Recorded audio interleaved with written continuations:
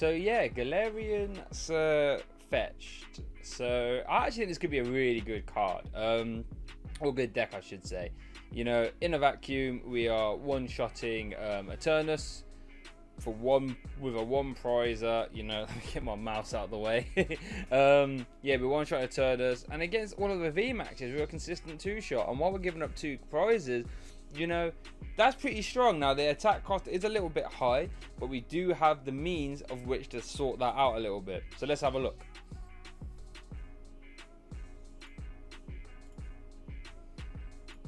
So yeah, starting off the list, we play a full 4-4 of the Galarian Sirfetch'd line. The reason we play a full 4-4 is just because I want to make it as easy as possible to draw into them. You know, we're going to be playing a lot of Guzhala in this list, spoiler alert. And I don't really want to be, you know, if you have to discard one Sirfetch'd, for example, we should have 3 more in deck. That's my thinking. You know, he's our main attacker. For 1 energy, you do 40. 2 shots a Dedenne, but with Dojo, I think actually 1 shot, right? Yeah, he actually 1 shot with Dojo, but if you're behind on prizes, which is insane. And against everything else, Meteor Assault does 180. Against Eternus, they're dead. Against everything else, is a 2 shot. With Dojo, you can hit 220. 1 shot's like a Charizard V, and some other evolving Vs. It's actually not too bad. And with Guzhala, you can search out Karate Belt, Twin Energy, and your Dojo, so you can get all parts of your puzzle, and then use Silvally to help us draw up afterwards. So we actually play 3 of the Silvally, because he's got that disc reload ability, lets you draw 5 cards in hand. So that means if we have to play back-to-back turns of Guzhala, we can just draw up afterwards. It's going to help us just find all our combo pieces and all that good stuff. I'm a big fan of Silvally in here, not going to lie. Obviously it gets played in some of the Rose-esque engines, but in here it just helps you tick in over, and it's really cool. And its attack is often like Brave Buddies. I think is it what, 70 plus 60, I think?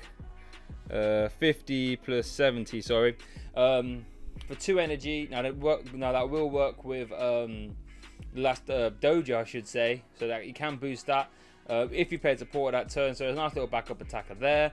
And you've got is it Silver Knight, White Knight GX, something like that, where it KOs your opponent's active Ultra Beast just straight up. So not too many Ultra Beasts in the post rotation format, but you know, could come up, you never know. And then our last Pokemon, played 1 Dedenne. Now I wouldn't mind a second one, or maybe 1 Crobat, 1 Dedenne, but for now I've opted, you know, just on the 1. I'm a bit scared of, you know, having too many 2 prizes in the deck.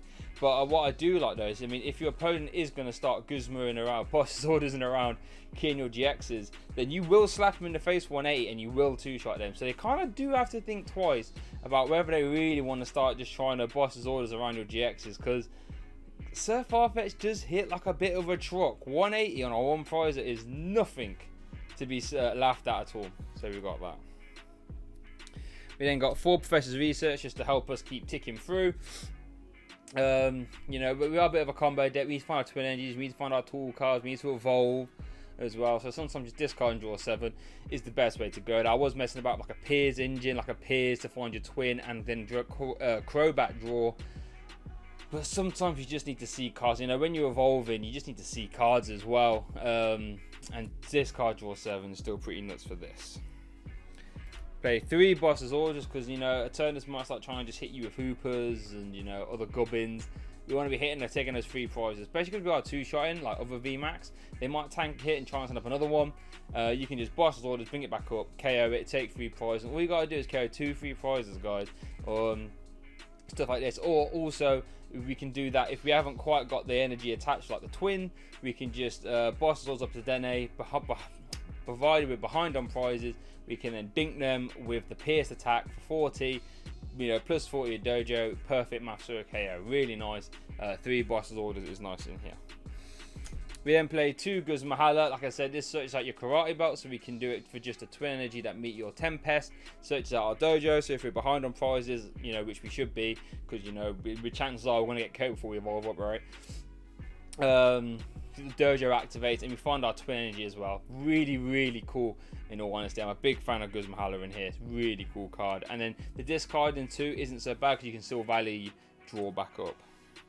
And then for our off supporters, we play 1 Bead. Now this is just so we don't have to be super reliant on our twin energies. You know, if we have 2 fightings in hand and we've got something with an air balloon, we can just, you know, attach from hand, then bead, then go into Meteor Tempest. I'm not 100% sold on it though, I'm not going to lie. I haven't used it all the time. When I have, I feel as if it could be a little bit more impactful. You could play something like a second Marnie if you like, not against that.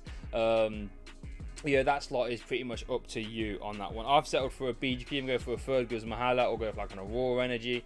I think second Marnie is the safest way to go. We then play 4 Quick Ball. I think you have to play 4 Quick Ball just because we need to get type null down pretty ASAP. We need to get multiple for Farfetch down. Are they Galarian Farfetch? I think they are, yeah, Galarian Farfetch. And we need to find out Dene if we need it as well. So 4 Quick Ball helps us do this. We then play 4 Pokecom. Oh, the camera's crashed. The camera's back. We then play 4 Pokecom. Just because, like I said, we need to evolve.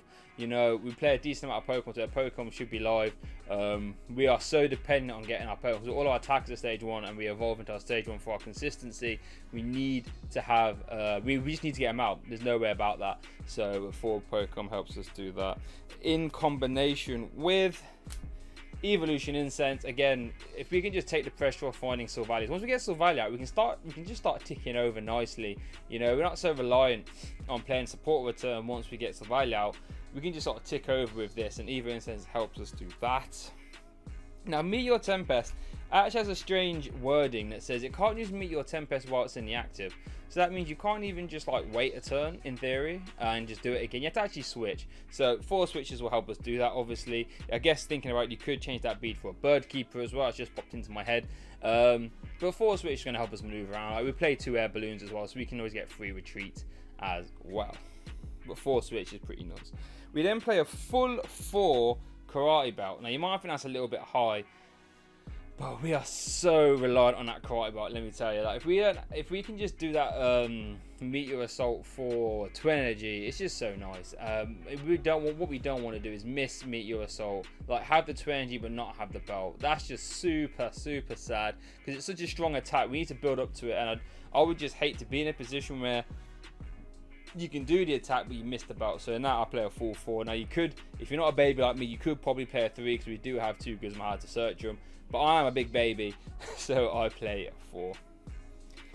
And then we play 2 Air Balloon as well. Ignore the Float Stone, it's an Air Balloon. It gives our Silvally free retreat cost as well as our Dedenne as well. Just pretty nice. We then play 3 Martial Arts Dojo. Now this is really cool because we can get Dojo to its fullest potential here, right? So at its worst, if we've got a fighting energy attached, we do an extra 10, so we hit 190. Yeah, so. But if we are behind on prizes, we do an extra 40 when we've got a fighting energy attached, which is most of the time, right? So in that scenario, we can start one-shotting stuff like Zacian and other evolving Vs too. Super strong. Now we do have to have the fighting attached for that, don't get me wrong, but it's pretty cool. And the damage, like I said, or you can use the 1 for 40 attack. If you're behind on prizes, just quickly attach a fight into a Surf Farfetch, boss us up to the Dene, and you can take 2 prizes. Crazy. So Dojo is super cool in here. We then play 4 of the Twin. Obviously, you know, we can use that Meteor Tempest for just a Twin Energy. I was actually almost using Galarian Sirfetch'd in the Dragon Shield event that I was in, but decided against it in the end. But Twin Energy, when you can play a full 4 count, you can do a Meteor Tempest for 1 attachment, attach the Karate Belt, Guzhala searches it all out, bang. And when you know 180 on a 1 prizer for 1 attachment is strong. That can also one-shot Eternatus as well. You give Eternatus big problems with this deck. And then rounding off this, I think play 7 basic fighting.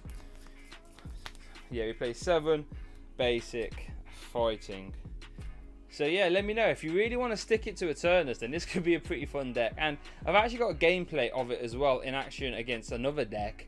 Should be up later this week. So if you want to see it in action, if you're not a believer yet, tune back in. You'll see it in a game, and you'll see it's actually pretty strong. But thanks for watching as always, guys. If you have more Ablaze content, make sure to hit that, check the playlist out in the description, I should say.